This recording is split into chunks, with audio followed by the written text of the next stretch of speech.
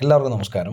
ഇന്ന് നമ്മൾ ഡിസ്കസ് ചെയ്യുന്നത് സാമ്പത്തിക സർവേയാണ്, എക്കണോമിക് സർവേ. എക്കണോമിക് സർവേയിലെ ഏറ്റവും ഇമ്പോർട്ടൻ്റ് ആയിട്ടുള്ള ഫാക്ട്സ്, പ്രധാന വസ്തുതകൾ. ഇപ്പോൾ സാമ്പത്തിക സർവേ എന്താണ്, എക്കണോമിക് സർവേൻ്റെ ഇമ്പാക്റ്റ് എന്താണ്, എന്തൊക്കെയാണ് എക്കണോമിക് സർവേയിൽ ഡിസ്കസ് ചെയ്യുന്നത്, അങ്ങനെയുള്ള കാര്യങ്ങളാണ് ഇന്നത്തെ ക്ലാസ്സിൽ പറഞ്ഞിരിക്കുന്നത്. 2022 to 2023 എക്കണോമിക് സർവേൻ്റെ ഏറ്റവും ഇമ്പോർട്ടൻ്റ് ആയിട്ടുള്ള സമ്മറിയാണ് ഈ ക്ലാസ്.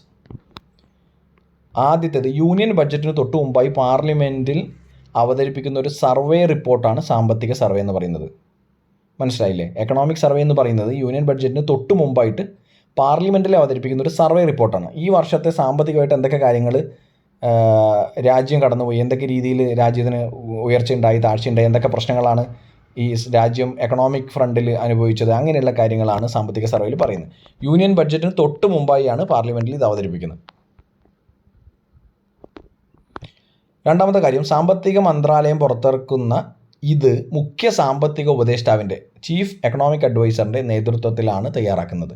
കഴിഞ്ഞ കൊല്ലത്തെ സാമ്പത്തിക വളർച്ചയെ അവലോകനം ചെയ്യുന്നതിനോടൊപ്പം രാഷ്ട്രം നേരിടുന്ന മുഖ്യ സാമ്പത്തിക പ്രശ്നങ്ങളെയും അത് മറികടക്കാൻ വേണ്ട നടപടികളെയും സാമ്പത്തിക സർവേയിൽ അവതരിപ്പിക്കും.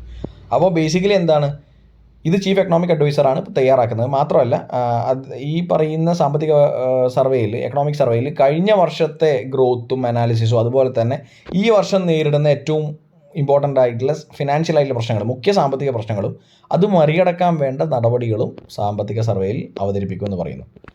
ഇനി അതിൻ്റെ കാര്യത്തിലേക്കാണ് വരുന്നത്. സാമ്പത്തിക സർവേ, ഈ കറണ്ട് സാമ്പത്തിക സർവേ എന്തൊക്കെയാണ് പറഞ്ഞിരിക്കുന്നതാണ്. ആഗോളതലത്തിലെ സാമ്പത്തിക രാഷ്ട്രീയ വികസന പാതയുടെ വളർച്ചയ്ക്ക് വിധേയമായി ഇന്ത്യ 2023-24 6 മുതൽ 6.8% വരെ GDP വളർച്ച കൈവരിക്കും എന്ന് പറയും. ഇത് ഫോർകാസ്റ്റാണ്. എക്കണോമിക് സർവേ ഫോർകാസ്റ്റ് ചെയ്യുന്ന ഗ്രോത്ത് എന്ന് പറയുന്നത് 6 to 6.8% ആണ്.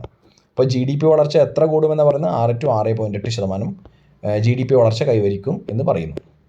സാമ്പത്തിക സർവേ 2022, 23, 24 സാമ്പത്തിക വർഷത്തിൽ അടിസ്ഥാന ആഭ്യന്തര മൊത്ത ഉൽപ്പാദനത്തിൽ 6.5% വളർച്ച കണക്കാക്കുന്നുണ്ട്. അപ്പോൾ 6.5% GDP ഈ വർഷത്തിൽ, ഈ 2022-23 വർഷത്തിൽ 6.5% വളർച്ച കണക്കാക്കുന്നത്. അടുത്തത് സാമ്പത്തിക സർവേ പറയുന്നത് പണപ്പെരുപ്പത്തെക്കുറിച്ചാണ്. പണപ്പെരുപ്പവും സാമ്പത്തിക നിയന്ത്രണവും കാരണം, ഒന്ന്, ബോണ്ടിൻ്റെ റിട്ടേൺസിന് മോശമായി ബാധിച്ചു എന്ന് പറയുന്നു. 2, ലോകമെമ്പാടുമുള്ള എക്കോണമി മാർക്കറ്റ്സിൽ നിന്ന് US പരമ്പരാഗതമായി സുരക്ഷിതമായ വിപണിയിലേക്ക് ഓഹരി മൂലധനം ഒഴുകി പോകാൻ കാരണമായി എന്ന് പറയുന്നത്. അപ്പോൾ US കുറേയും കൂടെ സ്റ്റേബിൾ ആയിട്ടുള്ള മാർക്കറ്റ് ആയതുകൊണ്ട് അവിടത്തേക്ക് ഓഹരി മൂലധനം ഒഴുകിപ്പോയി എന്ന് പറയുന്നു. അതൊരു ഇമ്പാക്റ്റ് ആയിട്ടാണ് പറയുന്നത്. പിന്നെയുള്ളത്, PPP വ്യവസ്ഥയിൽ ലോകത്തിലെ 3ാമത്തെ വലിയ സാമ്പത്തിക ശക്തിയായിട്ട് ഇന്ത്യ മാറിയെന്നും അതുപോലെ തന്നെ വിപണി വിനിമയ നിരക്കിൽ 5ാമത്തെ വലിയ സാമ്പത്തിക ശക്തിയായിട്ട് ഇന്ത്യ മാറി. അടുത്തത് പറഞ്ഞിരിക്കുന്നത് മൈക്രോ സ്മോൾ മീഡിയം എൻ്റർപ്രൈസസ് എന്ന് പറഞ്ഞ സ്ഥാപനങ്ങളെക്കുറിച്ചാണ്. അതായത് സൂക്ഷ്മ ചെറുകിട ഇടത്തരം സംരംഭങ്ങളെ രക്ഷിക്കുന്നതിന് വേണ്ടി പ്രഖ്യാപിച്ച അടിയന്തര ക്രെഡിറ്റ് ലൈൻ ഗ്യാരണ്ടി സ്കീമിനെ കുറിച്ചാണ്. ഈ അടിയന്തര ക്രെഡിറ്റ് ലൈൻ ഗ്യാരണ്ടി സ്കീം അഥവാ emergency credit line guarantee scheme 2021 സാമ്പത്തിക വർഷത്തിലാണ് പ്രഖ്യാപിച്ചത്. ഇതിൻ്റെ ഗുണമാണ് പറയുന്നത്. ECLGS insights, emergency credit line guarantee scheme എന്ന് പറഞ്ഞ ആ സ്കീമിനെ കുറിച്ചുള്ള റിപ്പോർട്ട് ECLGS ഇൻസൈറ്റ്സ് എന്ന് പറയുന്നത് സിബിലാണ് പുറത്തുവിട്ടത് ഓഗസ്റ്റ് 2022. ഇതിൽ പറഞ്ഞിരിക്കുന്നത് കോവിഡ് ആഘാതത്തെ അഭിമുഖീകരിക്കാൻ വേണ്ടിയിട്ട്, അതിനെ ഫേസ് ചെയ്യാൻ വേണ്ടി സൂക്ഷ്മ ചെറുകിട സംരംഭങ്ങളെ ഈ പദ്ധതി പിന്തുണച്ചിട്ടുണ്ടെന്ന് കാണിക്കുന്നു. അപ്പോൾ ഇതൊരു വിജയമായിട്ടാണ് പറയുന്നത്. ഏത് ECLGS എന്ന് പറഞ്ഞ ക്രെഡിറ്റ് ലൈൻ ഗ്യാരണ്ടി സ്കീം എന്ന് പറയുന്നത്. അടുത്തത്, ബഡ്ജറ്റ് മൂലധന ചെലവ് കഴിഞ്ഞ 7 വർഷത്തിനിടയിൽ 2.7 മടങ്ങ് വർദ്ധിച്ചു എന്ന് പറയുന്നത്. ക്യാപിറ്റൽ എക്സ്പെൻഡിച്ചർ 2.7 times വർദ്ധിച്ചു എന്ന് പറയുന്നത്. 23 സാമ്പത്തിക വർഷത്തിൽ 6.8% പണപ്പെരുപ്പം ഉണ്ടാകുമെന്ന് RBI പ്രവചിക്കുന്നു. ഇത് അനുവദനീയമായ പരമാവധി പരിധിക്ക് പുറത്താണ്. അതായത് 2023 സാമ്പത്തിക വർഷത്തിൽ 6.8% ഇൻഫ്ലേഷൻ. എന്താണ് പണപ്പെരുപ്പം അല്ലെങ്കിൽ inflation? General rise of price of goods ആണ്. അതായത് സാധനങ്ങളുടെയും സർവീസുകളുടെയും വില കൂടുന്നതാണ്. ജനറൽ ആയിട്ടുള്ള വില കൂടുന്നതിനാണ് പണപ്പെരുപ്പം എന്ന് പറയുന്നത്. പണപ്പെരുപ്പം ഒരു പരിധി വരെ നല്ലതാണെന്ന് പറയുന്നു. പക്ഷേ അതിന് ശേഷം പണപ്പെരുപ്പം കൂടിക്കഴിഞ്ഞാൽ അത് എക്കോണമിയെ മോശമായി ബാധിക്കും, അതൊരു ഡിസിക്വിലിബ്രിയം ഉണ്ടാക്കുമെന്ന് പറയുന്നു. അപ്പോൾ ഈ പണപ്പെരുപ്പത്തിന് ഒരു ടാർഗറ്റിംഗ് ഉണ്ട്, ഒരു ഇൻഫ്ലേഷൻ ടാർഗറ്റിംഗ് ഉണ്ട്. അത് ഈ നമ്മുടെ റിസർവ് ബാങ്ക് ഓഫ് ഇന്ത്യ, ഏതാണോ രാജ്യത്തിൻ്റെ സെൻട്രൽ ബാങ്ക്, നമ്മുടെ കാര്യത്തിൽ റിസർവ് ബാങ്ക് ഓഫ് ഇന്ത്യയാണ്, റിസർവ് ബാങ്ക് ഓഫ് ഇന്ത്യയാണ് തീരുമാനിക്കുന്നത്. അപ്പോൾ മോണിറ്ററി പോളിസി വഴിയാണ് റിസർവ് ബാങ്ക് ഓഫ് ഇന്ത്യ പണപ്പെരുപ്പം റെഗുലേറ്റ് ചെയ്യുന്നത്. ഈ വർഷം RBI പ്രെഡിക്റ്റ് ചെയ്യുന്നത് 6.8% പണപ്പെരുപ്പമാണ്. അത് അനുവദനീയമായ ലിമിറ്റിൽ നിന്ന് കൂടുതലാണെന്ന് പറഞ്ഞു. അപ്പോൾ എത്രയാണ് അനുവദനീയമായ ലിമിറ്റ്? 4 ± 2 ആണ് അവരുടെ റേഞ്ച്. ഇൻഫ്ലേഷൻ ടാർഗറ്റിങ്ങിൻ്റെ റേഞ്ച് എന്ന് പറയുന്നത് 4 ± 2, 4 ± 2, അതായത് 2 മുതൽ 6% വരെയാണ് ഇൻഫ്ലേഷൻ്റെ റേഞ്ച്. ടാർഗറ്റ് റേഞ്ച് എന്ന് പറയുന്നത് 2 മുതൽ 4 വരെയാണ്. ഇതിന് മുകളിലുള്ള എന്താണ്? ഇതിന് മുകളിലോ താഴെയോ ആണെങ്കിൽ നമുക്ക് പണപ്പെരുപ്പം കൂടുതലാണെന്നോ കുറവാണെന്നോ പറയാം. കുറഞ്ഞു പോയാലും ഡിമാൻഡ് കുറയും, അതുപോലെ തന്നെ എക്കോണമിക് ഗ്രോത്ത് കുറയുകയും ചെയ്യും. ഒരുപാട് കൂടുതലാണെങ്കിൽ അത് സാധാരണക്കാരുടെ എക്സ്പെൻഡിച്ചറും മറ്റു കാര്യങ്ങളുമായി ബന്ധപ്പെട്ട് വളരെയധികം ബുദ്ധിമുട്ടുണ്ടാക്കും. അപ്പോൾ ഈ റേഞ്ചിൽ നിലനിർത്തലാണ് മോണിറ്ററി പോളിസിയുടെ ഉദ്ദേശം, RBIയുടെ മോണിറ്ററി പോളിസിയുടെ.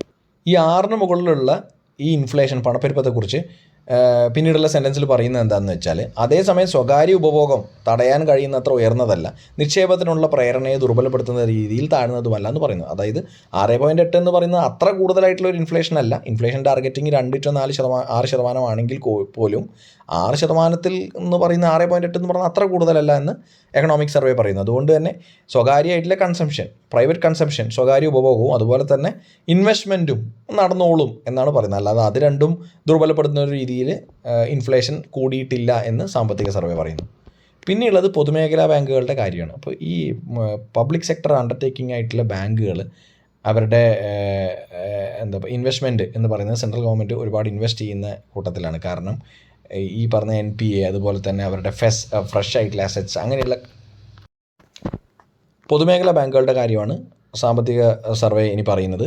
പൊതുമേഖലാ ബാങ്കുകളുടെ കാര്യത്തിൽ ലാഭം കൃത്യമായ ഇടവേളകളിൽ രേഖപ്പെടുത്തുകയും അവയുടെ നിഷ്ക്രിയ ആസ്തി പ്രശ്നം പരിഹരിക്കാനും വേണ്ടി IBBI, നിങ്ങൾക്കറിയാം, insolvency and bankruptcy board of India എന്ന് പറഞ്ഞ സ്ഥാപനം അതിവേഗം കാര്യങ്ങൾ ചെയ്തിട്ടുണ്ട് എന്ന് പറയുന്നു. അപ്പോൾ അങ്ങനെയുള്ള സ്ഥാപനങ്ങൾ ഇങ്ങനെ നിഷ്ക്രിയ ആസ്തി, നിങ്ങൾക്കറിയാമല്ലോ, നോൺ പെർഫോമിംഗ് അസറ്റ്, അതായത് കിട്ടാക്കടം എന്ന് പറഞ്ഞ വലിയ പ്രശ്നവും ഇൻസോൾവൻസിയൊക്കെയായി ബന്ധപ്പെട്ട് പബ്ലിക് സെക്ടർ ബാങ്കിനെ സഹായിക്കാൻ insolvency and bankruptcy board of India കുറേ കാര്യങ്ങൾ ഈ പറഞ്ഞ പ്രശ്നം പരിഹരിക്കാൻ സഹായിച്ചിട്ടുണ്ട് എന്ന് പറയുന്നു. അതുകൊണ്ട് തന്നെ കൃത്യമായ വഴിത്തിരിവുണ്ടായിട്ടുണ്ട് എന്ന് പറയുന്നു. ലാഭം കൃത്യമായ ഇടവേളകൾ രേഖപ്പെടുത്തുകയും അവയുടെ നിഷ്ക്രിയ ആസ്തി പ്രശ്നം പരിഹരിക്കാനും ഇത് കാരണമായി എന്ന് പറയുന്നു.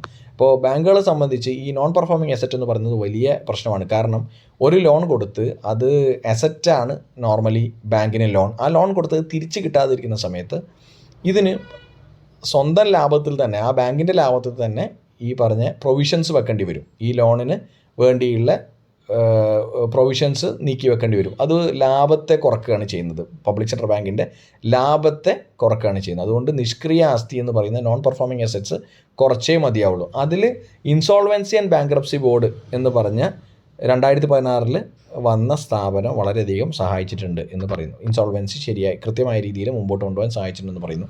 അതേസമയം PSBകളുടെ മൂലധന റിസ്ക് വെയ്റ്റഡ് അസറ്റ് റേഷ്യോ പര്യാപ്തതയുടെ പരിധിയിൽ മുകളിൽ കുഴപ്പമില്ലാതെ നിലകൊള്ളുന്നു എന്ന് ഉറപ്പാക്കി. ഇതിൽ റിസ്ക് വെയ്റ്റഡ് അസറ്റ് റേഷ്യോ അല്ലെങ്കിൽ ക്യാപിറ്റൽ ആഡിക്വസി റേഷ്യോ എന്ന് പറയുന്ന ഒരു റേഷ്യോ ഉണ്ട്. ആ റേഷ്യോ എന്ന് പറയുന്നത് ബാങ്കുകളുടെ സ്റ്റെബിലിറ്റി, ഫിനാൻഷ്യൽ സ്ട്രെങ്ത് എന്നിവ തീരുമാനിക്കുന്നതാണ്. അത് ബേസൽ എന്ന് പറഞ്ഞ നിയമം, ഒരു ഇൻ്റർനാഷണൽ നിയമമാണ് ബേസൽ, ഇതുമായി ബന്ധപ്പെട്ടാണ്. ഇപ്പോൾ ബേസൽ നിയമങ്ങൾ പറയുന്നത് 8% ക്യാപിറ്റൽ ആഡിക്വസി വേണമെന്നാണ്.